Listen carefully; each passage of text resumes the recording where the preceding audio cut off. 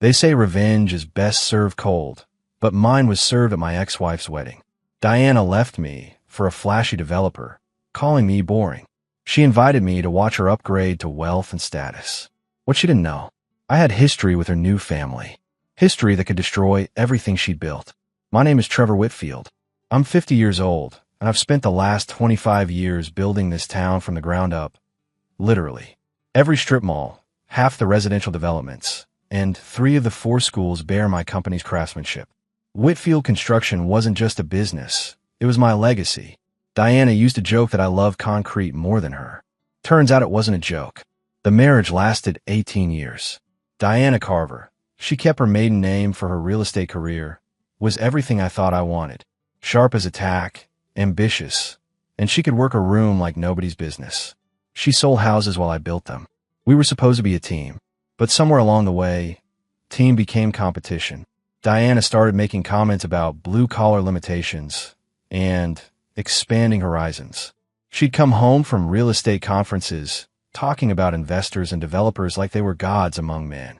Meanwhile, I was out there in the heat, making sure those gods had something solid to stand on. The end came on a Tuesday morning in March. I was reviewing blueprints at the kitchen table when Diana walked in wearing a dress I'd never seen before and an expression I recognized from when she was about to close a difficult sale. "Trevor," Diana announced, "I'm leaving. I've outgrown this arrangement." She had 3 suitcases by the door and Preston Vale waiting in the driveway in his silver Jaguar. Preston Vale, some hotshot developer from Dallas who'd been sniffing around our local market for months. Apparently, he'd been sniffing around my wife too. "This isn't personal, Trevor," Diana continued, adjusting her designer sunglasses. "You're a good man, but I need someone who thinks bigger." Preston understands vision. I watched her load her bags into his luxury car. 25 years of marriage reduced to 3 pieces of luggage. I didn't chase after her, didn't make a scene. I just stood there in my work boots and flannel shirt, watching my world reshape itself without my input. That was 3 years ago. Last week, I got an invitation in the mail. Cream-colored cardstock with gold lettering. Diana Carver and Preston Vale request your presence at their wedding celebration. The audacity of it hit me like a sledgehammer to the chest. But here's what Diana didn't know about her boring contractor husband. I've got a memory like steel rebar, and I never forget a blueprint, especially when it's crooked. The thing about construction work is that it teaches you patience. You don't rush a foundation. You let the concrete cure properly, check your measurements twice, and build something that'll stand the test of time. Same principle applies to revenge, though Diana never understood that about me. After she left, I didn't fall apart like she probably expected. Didn't drink myself into oblivion or chase after younger women to prove my worth. Instead, I did what I always do when facing a complex project. I gathered information and made a plan. Preston Vale turned out to be an interesting study in architectural fraud. On the surface, Vale Development looked impressive. Glossy brochures, fancy office downtown, and a portfolio of luxury projects across 3 states. But when you know how to read building permits and inspection records, a different picture emerges. I started with public records. Every construction project leaves a paper trail, and Preston's trail had more red flags than a demolition site. Code violations, delayed inspections, subcontractor disputes that disappeared after mysterious settlement payments. The man was building his empire on shortcuts and cover-ups. But the real gold mine came through an old contact of mine, Jimmy Rodriguez, who'd worked as a crane operator on several Vale projects before getting fired for attitude problems. What Jimmy's attitude problem actually was, asking too many questions about foundation depths that didn't match the approved plans. That Preston character, Jimmy told me over beers at Murphy's Tavern, he's got his daddy's fingerprints all over his business. Vincent Vale. Now there's a piece of work. Word is the old man's been laundering money through construction projects for 20 years. Vincent Vale. The name struck something familiar, but I couldn't place it immediately. Then Jimmy mentioned the Riverside Casino project from 1998, and it all came flooding back. I'd been a junior supervisor then, working for Morrison & Associates. We'd been contracted to do the structural work on what was supposed to be a legitimate entertainment complex. But the project had more change orders than a government contract, payments that came from offshore accounts, and inspectors who seemed more interested in their pockets than the building codes. When the FBI investigation started, I was one of 3 witnesses who testified about the irregularities. Vincent Vale had been the primary developer, though he'd managed to keep his name off most of the paperwork. The case fell apart due to insufficient evidence, but I remember the way Vale looked at me during my testimony, like he was filing my face away for future reference. Now his son was married to my ex-wife, and they'd invited me to watch their happiness. They thought I was just some small-town contractor who'd moved on with his life. Time to show them what happens when you build on a faulty foundation. A good contractor never shows up to a job site unprepared. You survey the land, check the soil composition, and make sure you have all the right tools before you break ground. Planning Diana and Preston's wedding surprise required the same methodical approach. The first step was gathering the physical evidence. I drove to the county courthouse and pulled every permit, inspection report, and violation notice connected to Vincent Vale's construction projects over the past 25 years. What I found was a pattern of systematic fraud disguised as legitimate development. The Riverside Casino project had been just the tip of the iceberg. Vale had been involved in at least 12 major construction frauds, using shell companies and dummy corporations to hide his involvement. Each time, when investigations got close, key witnesses would suddenly change their testimony or evidence would mysteriously disappear. But Vincent made one mistake. He kept the same accountant throughout all his schemes. Gerald Hoffman, CPA, had been signing off on Vale's cookbooks for decades. And Gerald Hoffman had a weakness: gambling debts that made him vulnerable to pressure. I found Hoffman at the track on a Thursday afternoon, looking like a man who'd bet his last dollar on a 3-legged horse. He was nervous, sweaty, and desperate. Exactly the condition I needed him in. "Gerald," I said, sliding into the seat next to him. "Trevor Whitfield. We need to talk." His face went white when he recognized me. "Listen, whatever Vincent told you about me." "Vincent didn't tell me anything," I interrupted. "But you're going to tell me everything about the Vale family's money laundering operation, or I'm going to make sure the IRS gets copies of every fraudulent return you filed for the past 20 years. Gerald Hoffman folded faster than a house of cards. Within 2 hours, I had copies of offshore accounts, wire transfer records, and detailed documentation of how Vincent Vale had been washing dirty money through construction projects since the 1990s. The second step was setting up surveillance. I rented a storage unit and filled it with recording equipment, cameras, audio devices, and a laptop capable of streaming everything to cloud storage in real time. If Vincent Vale tried to silence me like he had other witnesses, there would be evidence he couldn't make disappear. The final step was the most important: making sure Diana would pay for choosing greed over loyalty. I contacted Glenn Patterson, the divorce attorney who'd handled several high-profile cases involving criminal assets. Glenn specialized in making sure that crime didn't pay literally. "Trevor," Glenn said after reviewing my evidence, "if you can prove that Preston's seed money came from his father's criminal activities, Diana could lose everything in the divorce. Every asset, every investment, every piece of jewelry she's bought with Vale money could be subject to federal seizure." Perfect. Diana had always been motivated by money. Time to show her what happened when you built your future on dirty foundations. Construction sites teach you that pressure reveals weaknesses. Apply enough force to any structure, and you'll find out where the flaws are hidden. I was about to apply some serious pressure to the Vale family empire. My first target wasn't Vincent or Preston. It was Wesley Marsh, Vincent's so-called problem solver. Every criminal organization has someone who handles the dirty work, and Marsh had been Vincent's go-to guy for witness intimidation and evidence disposal for over a decade. Marsh wasn't hard to find. Men like him think they're invisible, but they leave tracks everywhere. Parking tickets, credit card receipts, security camera footage. It all builds a pattern if you know how to look. I tracked him to a dive bar on the wrong side of town, the kind of place where cash talks and questions don't get asked. I walked in wearing my work clothes, steel-toed boots, canvas jacket, and the kind of confident stride that comes from 25 years of managing construction crews. Marsh was sitting alone at the end of the bar, nursing a whiskey and checking his phone. "Wesley Marsh," I said, sliding onto the stool next to him. "I'm Trevor Whitfield. I think it's time we had a conversation." Marsh's hand moved toward his jacket, but I was faster. I grabbed his wrist and applied just enough pressure to let him know I wasn't some soft contractor who'd back down from a fight. "Easy there, Wesley," I said calmly. "I'm not here to cause trouble. I'm here to offer you a business proposition." Marsh's eyes narrowed. "What kind of proposition?" I pulled out a thick envelope and set it on the bar. Inside this envelope is enough evidence to put Vincent Vale away for the rest of his life. Money laundering, construction fraud, witness tampering, the whole 9 yards. The FBI would love to get their hands on this information. Marsh tried to grab the envelope, but I was quicker. "Not so fast.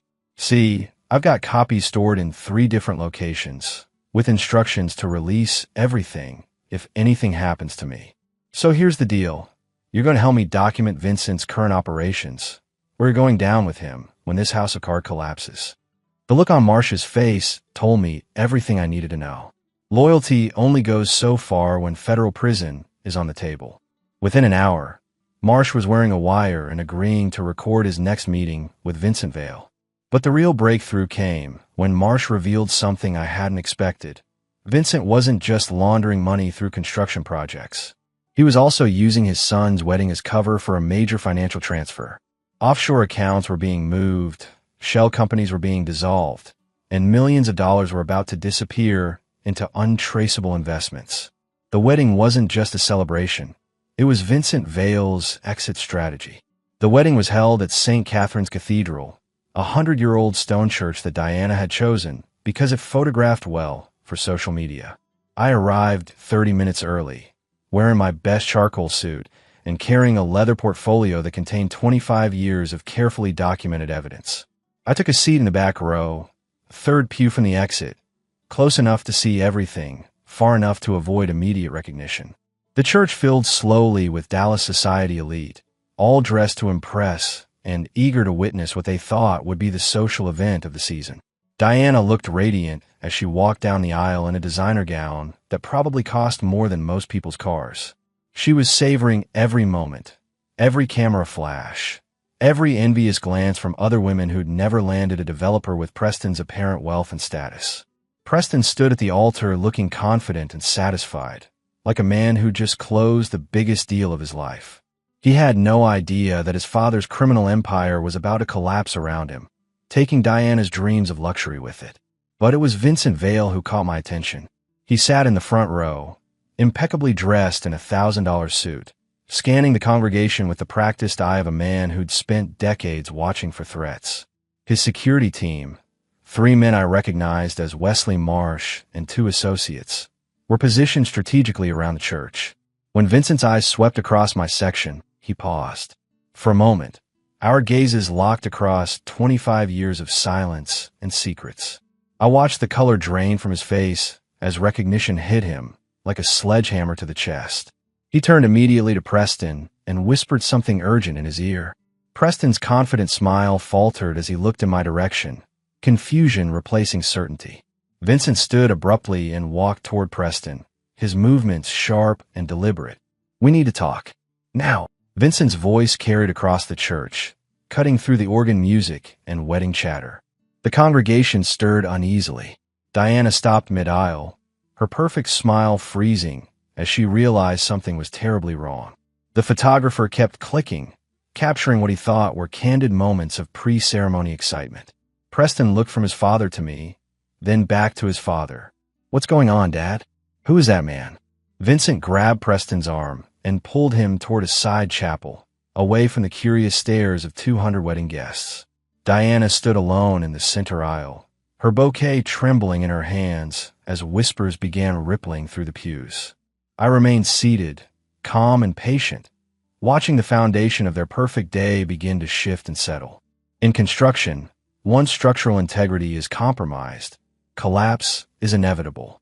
The only question is how much damage it will cause on the way down. Wesley Marsh had positioned himself near the main exit, his hand inside his jacket. Our eyes met briefly, and I gave him a slight nod. He knew what was coming next. The side chapel where Vincent had dragged Preston was supposed to be private, but the church's acoustics carried their heated conversation directly to my location. 25 years of construction work had taught me to listen for structural stress, and the Vale family was about to suffer a complete foundation failure. "That man is Trevor Whitfield," Vincent hissed at his son. He's the contractor who testified against me in the Riverside Casino investigation. If he's here, it means he knows everything. Preston's voice rose in panic. Knows everything about what? Dad, what are you talking about? The money, you idiot.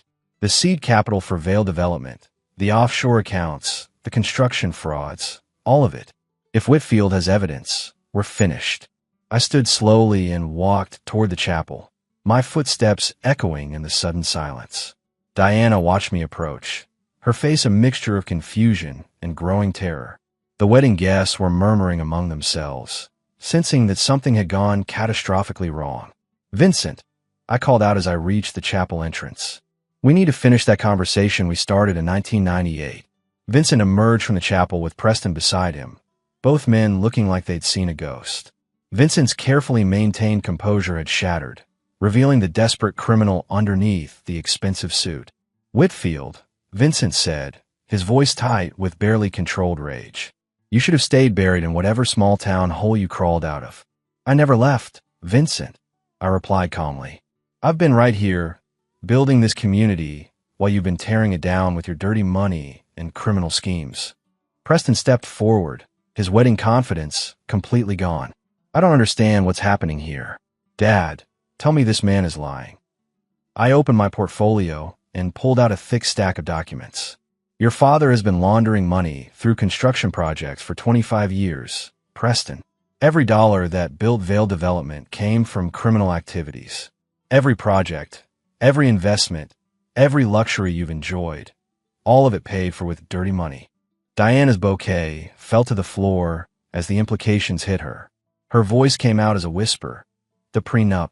That's right, Diana, I said, turning to face my ex-wife. Remember that clause about criminal asset forfeiture? If Preston's money came from illegal sources, you don't get a penny in the divorce. You traded our marriage for a life built on lies and stolen money.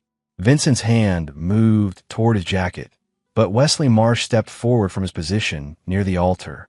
Don't even think about it, Vincent, Marsh said loudly. The FBI is already on their way.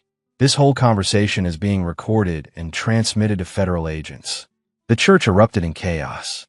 Wedding guests scrambled for exits.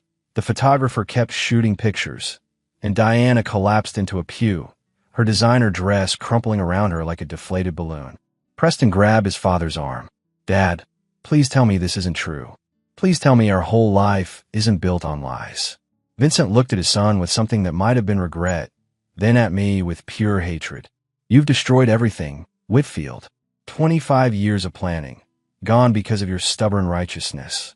No, Vincent, I replied, standing tall and unshaken. You destroyed everything the moment you chose crime over honest work. I just made sure the consequences finally caught up with you. The church had turned into a crime scene within minutes.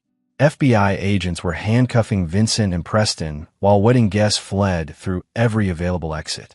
Diana sat frozen in her designer gown, watching her dreams of wealth and status evaporate like steam from hot concrete. But the real drama was yet to come. Diana suddenly stood up, her face twisted with rage, and charged toward me with her bouquet raised like a weapon. You destroyed everything. Diana screamed, swinging the flowers at my head. 25 years of marriage meant nothing to you. You couldn't stand seeing me happy. I caught her wrist easily, my grip firm but controlled. Diana, this has nothing to do with our marriage. This is about justice for Vincent Vail's victims. Justice. Diana's voice rose to a shriek that echoed off the cathedral walls. You're just a bitter old man who couldn't handle me upgrading. Preston was going to give me everything. The house, the cars, the lifestyle I deserved. Built on dirty money and other people's suffering. I replied calmly, still holding her wrist as she struggled against my grip. You chose greed over integrity, Diana. This is the consequence. One of the FBI agents approached us. Ma'am, I need you to step back and remain calm. Diana wrenched free from my grip and spun toward the agent. Arrest him. He planned this whole thing. He's been stalking us for years. Agent Rodriguez looked at Diana with the patience of someone who'd dealt with hysterical civilians before. Ma'am, Mr. Whitfield is a cooperating witness in a federal investigation. He's committed no crime. Cooperating witness. Diana's voice broke as the full implications hit her. You've been working with the FBI? For 6 months, I confirmed. Ever since I discovered that Preston's seed money came from his father's construction frauds. Every meeting, every transaction, every criminal conspiracy, all documented and recorded. Diana's legs gave out, and she collapsed back into the pew. The reality was sinking in. Not only was Preston facing federal prison, but their prenuptial agreement meant she would walk away with nothing. No house, no cars, no bank accounts, just the debt from an elaborate wedding that would never be legally recognized. Wesley Marsh was being led away in handcuffs, but he caught my eye and nodded respectfully. Even criminals understood the value of a man who kept his word and followed through on his promises. Preston stood near the altar in handcuffs, looking completely broken. "Diana," he called out desperately. "I didn't know about any of this.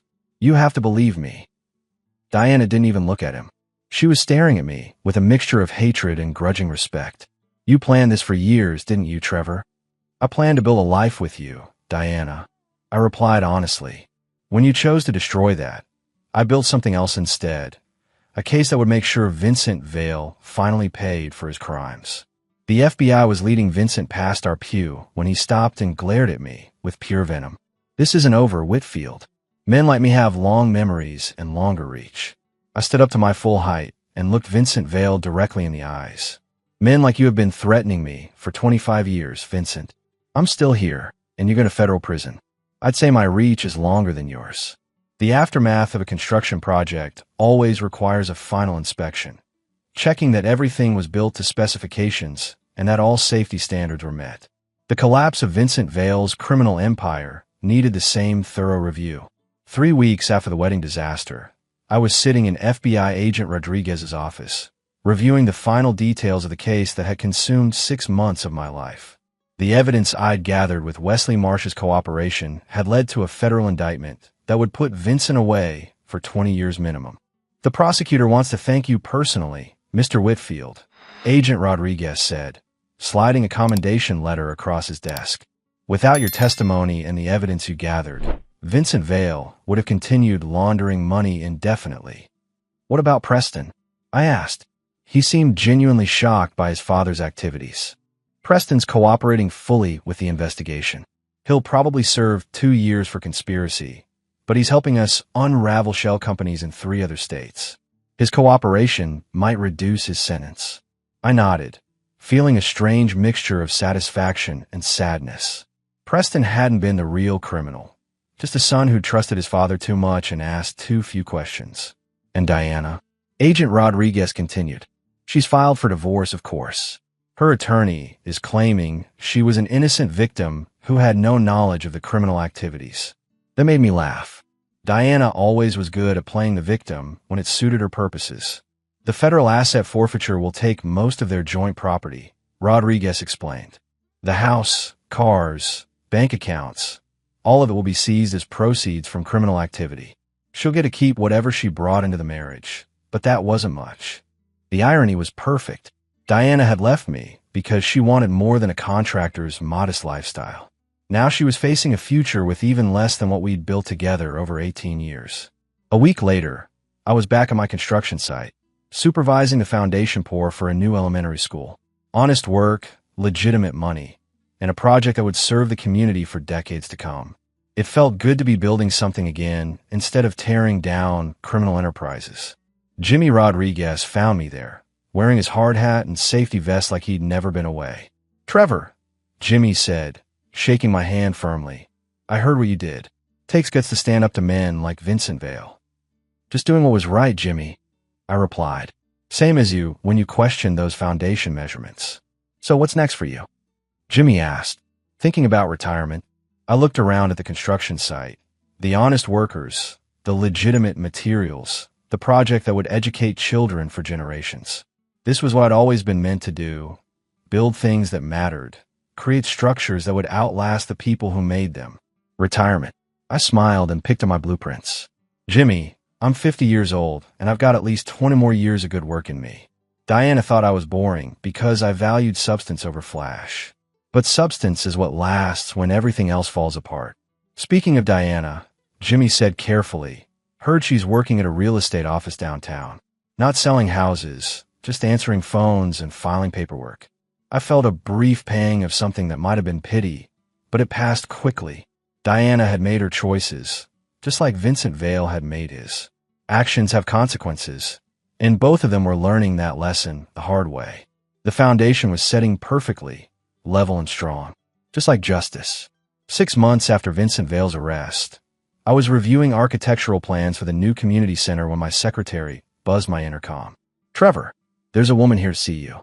Says her name is Diana Whitfield." I looked up from my blueprints, surprised. Diana had kept my last name even after the divorce, probably because changing it back to Carver would remind everyone of her failed upgrade attempt. "Send her in, Linda." Diana walked into my office looking nothing like the polished real estate agent I'd been married to. Her clothes were department store quality. Her hair was cut in a practical style, and she'd lost the predatory confidence that once defined her personality. "Hello, Trevor," Diana said quietly, taking a seat across from my desk. "Diana, how are you managing?" "I'm working at Century 21 downtown," she replied. "Administrative assistant. Filing papers, answering phones. It's honest work." I nodded, waiting for her to explain why she was here. "I wanted to apologize," Diana continued, her voice barely above a whisper.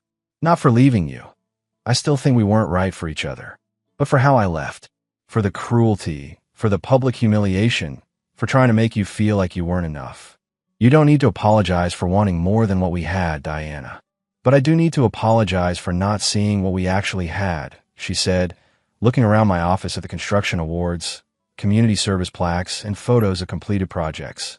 "You built something real, Trevor. Something that mattered. I was so focused on chasing what looked impressive that I missed what was actually substantial." She stood up, smoothing down her simple skirt. "Preston got 18 months in minimum security prison. He'll be out next year, but his reputation is destroyed. No one in the development business will work with him. And you?" "I'm learning to live on my own," Diana said with a sad smile. "Turns out I never really knew how to do that. I went from my father's house, to our marriage, to Preston's money. This is the first time I've ever had to rely on just myself." "How's that working out?" Diana paused at my office door. "It's harder than I expected, but more honest than anything I've done in years." After she left, I went back to my blueprints. The community center would have a gymnasium, meeting rooms, and a senior citizens activity area. It would serve 3 generations of families, built with legitimate money and constructed to last decades. Some foundations are worth preserving. Others need to be demolished before you can build something better. 1 year after the wedding that never happened, I was standing in the completed community center, watching kids play basketball while their grandparents played cards in the senior lounge.